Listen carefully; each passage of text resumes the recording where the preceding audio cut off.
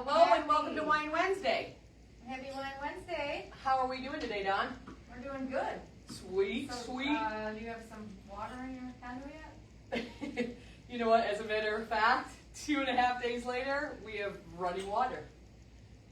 You don't want to know why she didn't have water in her canoe? Well, you want to know what though? The things I think that we take for granted. When you cannot obviously shower, you can't do laundry, you can't wash your dishes, can't even flush the toilet. I mean, I was able to brush my teeth, got a cup, stuck it in there. Good thing, right? Don't want to be walking around with bad breath. It's just like camping. It's kind of like hey, camping camping in at the my condo. Hey, I should have invited people over. We could have camped outside. We got some tents and stuff. We should have put a bunch of tents along the river. That would have been super cool. Yeah. I don't own a tent. I mean, You could have borrowed my little shower that I have for the horses when I go to the rodeos. And you could have just went outside and took a little shower outside. well, great. That sounds like a whole lot of fun. Not? Anyways, we'll talk about why she didn't have water. Yeah. So Yeah, common sense. we were informed on Sunday.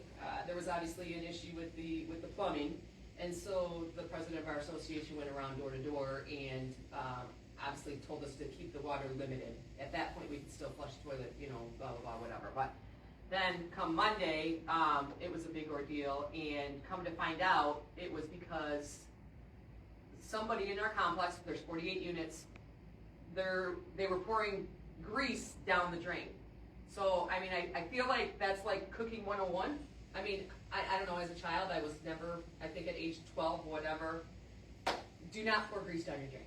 Do not. I mean, we couldn't put eggshells, we couldn't put coffee grounds, we couldn't do, and I know, I even talked about it to other people. I know people use it because of the garbage disposals. Well, I get that too, but even just rinsing, you know how some people just take their dishes, I mean, I always scrape mine off into the plate and then rinse it, I almost clean it, like I'm hand washing it, and then put it in the dishwasher. Yeah, because I've had it where I've opened up people's dishwashers before and it smells, and it's because they probably just stick it in there after they finish eating.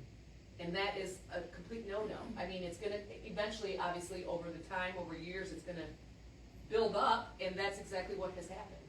So they had like 3 plumbing companies there today.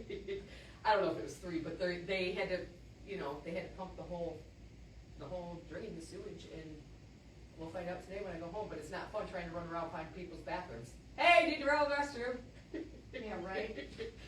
So, I do have a litter box, but that was out of the question. Oh I have Miss Millie's litter box, but I was like, yeah, that's not happening either. So, anyhow, Well, anyways, the point of this is Wine Wednesday is home inspections. correct. A lot of people now are adding sewer scopes to their home inspections. Yes, and I think it's very important, and I believe that the agents are addressing that and obviously Yeah. wanting them to tackle it, because I mean, the best thing is having your private home inspection, because not only does it give the buyer a peace of mind, it tells you all about the electrical, the plumbing, the structure, right? And sometimes if there is mold, any mold, yeah. anywhere, The are you structure. gonna need a new roof anytime soon? How's the foundation? Is it cracking? Things you might not be able to see that an inspector may be able to see. Correct.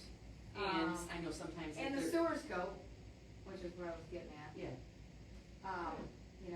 Don't flush sanitary products down the toilet because it messes up the sewer. Or if you have a tree in the front yard, sometimes the tree roots can get into the sewer and mess up your sewer, and you're going to be responsible for fixing that after you move in. So it's very important that you know these things up front before you get into a house. Maybe your house payment is a little bit more than you wanted to pay. We gave it to you, so you're kind of tight on things anyways. You need to know that there's things that you will have to pay for later that'll be your responsibility because your house is your house, and the repairs that come with owning a house are yours. And you have to be able to maintain the house as well as just live in it and pay the mortgage payment. Does that make sense? Absolutely makes 100% sense.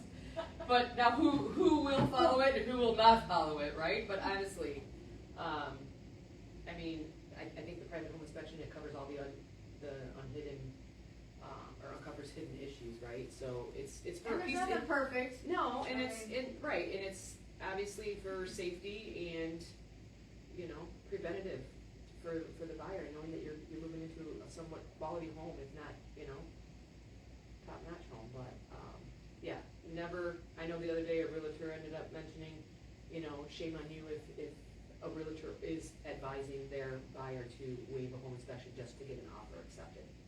Not a good idea. I never encourage my buyers ever.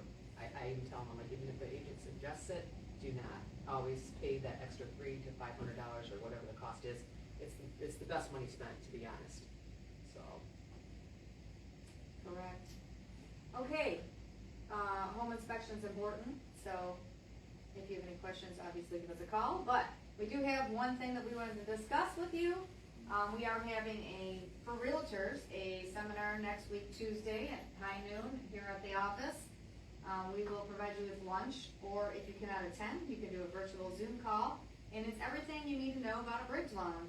So if you have sellers that are waiting and not selling their home because obviously they couldn't find another home, or they need to make a contingent offer on their home selling, then we need to help them and try to get them into a bridge loan, and we'd like to show you how to do that as well as help with the financing. And it's a very simple process according to, like, with this bridge loan opportunity that we have just been introduced to with Everloft. So Yes. I'm excited about this. I truly feel that there's not a lot of lenders. I've had agents call and ask about bridge loans, so we just intercepted and have this opportunity to offer a bridge loan. It's a great thing for when there is a contingency. We can make it no contingency, and it would still be a smooth process and close in 30 days.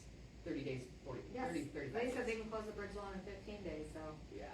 there's that too, so it's great. All right, well, keep us in mind. We appreciate it. Happy Wednesday. Thank you from the Loan Duo. The loan duo today. Thank you. But